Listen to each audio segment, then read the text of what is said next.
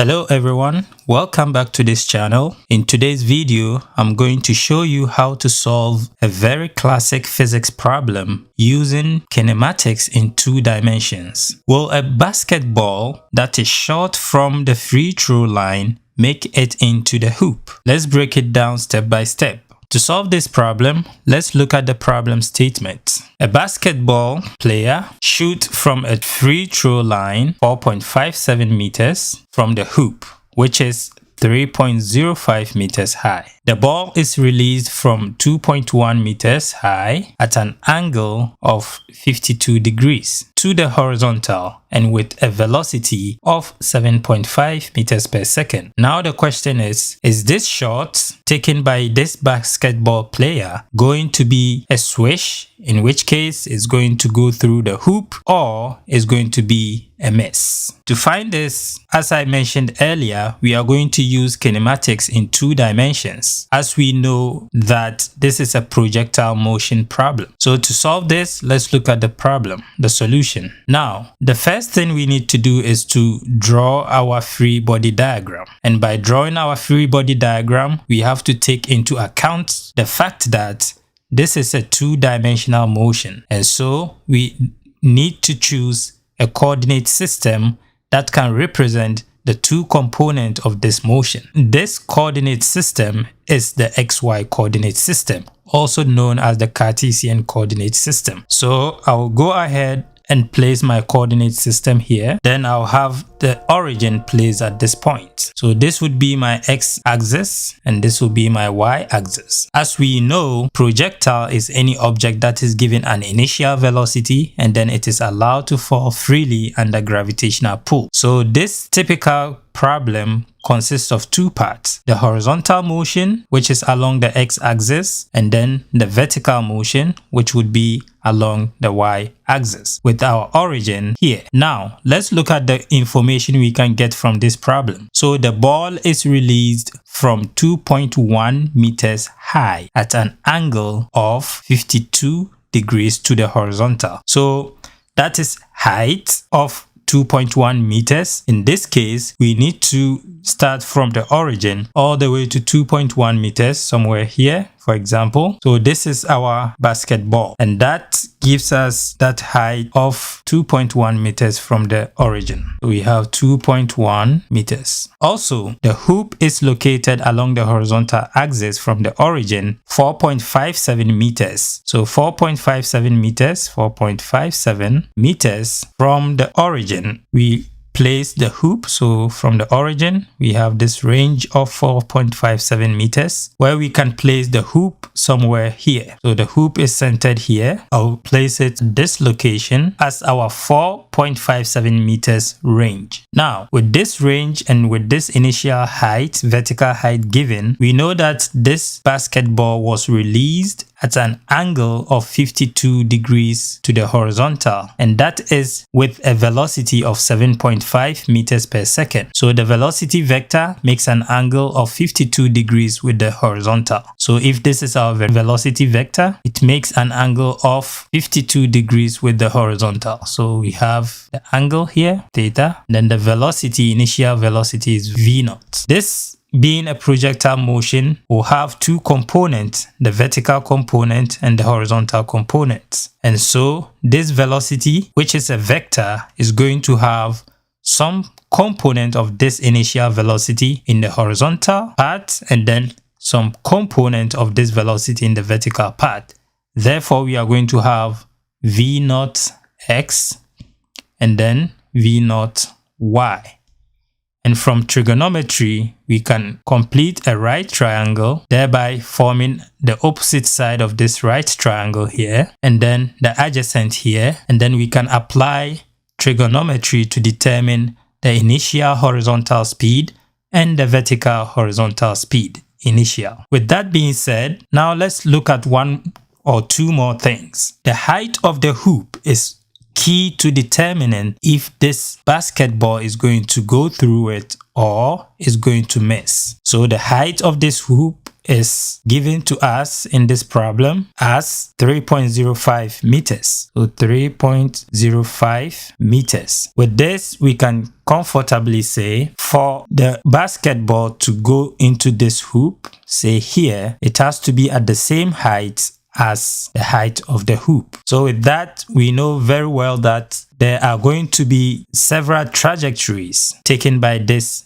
projectile, in this case the basketball. So one of them, if the basketball is to go through the hoop, should be parabolic into the hoop. It could be way above the hoop. In that case, it's about the hoop, above the hoop somewhere here, or we could miss by just going below the hoop. But either way, it has to be at the same position as the range. Now, with this known, we need to determine if after our calculations, the basketball is going to be here at point A, point B, or point C, where point A and C are a mess, and then point B is where we get a switch. Now we've set up the problem. The next thing we need to do is to solve this problem. But before we do that, let's take some few data from this problem. So we are given the initial speed, V0, as 7.5 meters per second. And then using trigonometry, we can resolve this V0, that is the initial speed, that makes an angle of 52 degrees with the horizontal, into V0x, that is the initial horizontal speed, and V0y, that is the initial vertical speed. Therefore, using our theta, that is the angle, as 52 degrees as given, to get V0x, this is the adjacent of this triangle, so we can apply the cosine of this angle. So the cosine of that angle will give us V0x equals V0 cosine of the angle. In the same way, we can use the sine of the angle to get V0y. In that case, we have V0y equals V0 sine of the angle theta. So we know these initial conditions or data that is given in the problem. Again, we are given the initial vertical position of the basketball as 2.1 meters. Also, we are given the range to be 4.57 meters, and then the height of the hoop as 3.05 meters. Now we have to look at the component of this motion separately. First, we will start by looking at the horizontal component of the motion, and then when we are done, look at the vertical component of the motion, and then we can tell if indeed the basketball missed or went through the hoop. So for the horizontal part of this motion, the physics is that for the horizontal part of this motion, the initial horizontal speed remains a constant throughout this range. So as the ball leaves this point, that is at x equals 0, to travel through this range of 4.57 meters, this initial horizontal component of the velocity remains constant. And the reason is gravitational acceleration g, which is minus 9.8 meters per second squared, does not act on this horizontal component of the velocity. In other words, gravitational acceleration does not affect the motion in the horizontal direction. So with that, this problem for the horizontal motion can be written as velocity, which is the horizontal velocity, equals the range divided by the time taken to cover that range. And this time is very key to this problem because it is at this time where the basketball on the horizontal range would be at this point, and then at this time we would need to find that vertical height, and that vertical height could be at point A, point B, or point C. And then using that information, we can tell if there was a miss or it actually went through the hoop. So here we isolate the time, would be the range divided by V0x. But V0x we've already found from the data as V0x equals V0 cosine of theta. Therefore, the time becomes the range divided by V0 cosine of theta. So let us plug in our values to determine the time. So the time is going to be time equals the range, which is 4.57 meters, divided by V0, which is given as 7.5 meters per second, cosine the angle of 52 degrees. Evaluating this is going to give us a time of about 0.99 seconds. So what this means is that it will take this basketball from this position 0.99 seconds to get to this point. That is the horizontal range. And at this point now, since we know the time at this point, we can calculate the vertical height at that point.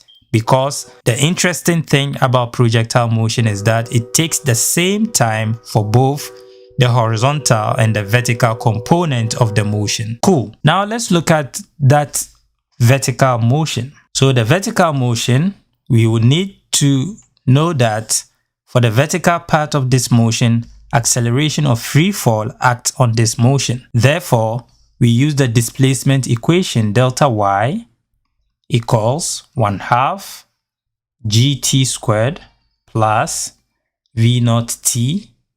And this equation will help us determine the vertical position at this time. So delta y we know is the displacement, so we can replace it as the y at time 0.99 seconds minus whatever initial position vertically the ball was released from equals 1/2 gt squared plus v naught t, and then y of t, that is the vertical position at that time, will be equal to 1/2 gt squared plus v naught t plus y naught. And we have all of these. We just need to plug it in and then determine that vertical height at the time 0.99 seconds. So our y of t, that's that vertical position of the ball at that time at this point. Which position is it going to be at, A, B or C? Would be equal to 1/2 times minus 9.8. Remember,